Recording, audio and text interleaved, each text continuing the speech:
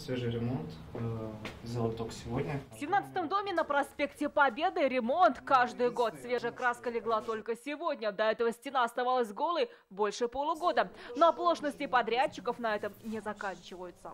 А где там кнопочки-то? Я понимаю, что они как бы выключаются? Кнопочки, да? Епочек нету? Это они сэкономили, что ли? Залатали и покрасили только после обращения Игоря Николаева в народный контроль. В итоге салят на август, и как бы август прошел. Некачественный ремонт был сделан и в других подъездах дома. Вот видны трещины на стенах, а в некоторых местах не просто штукатурка пошла по швам, но и отслаивается. Ну, дурацко сделан ремонт.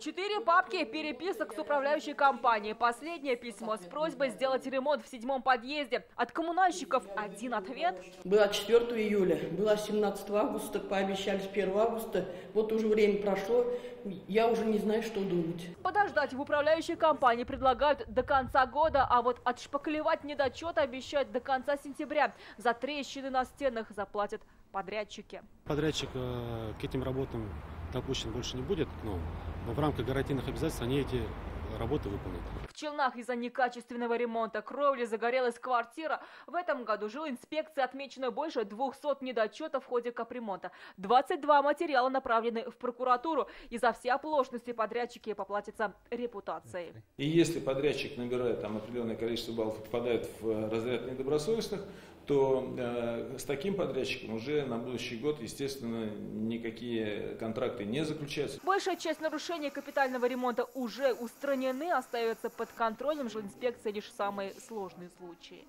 Альбина Виневаева, Марат Садгараев, ТНВ, Казань.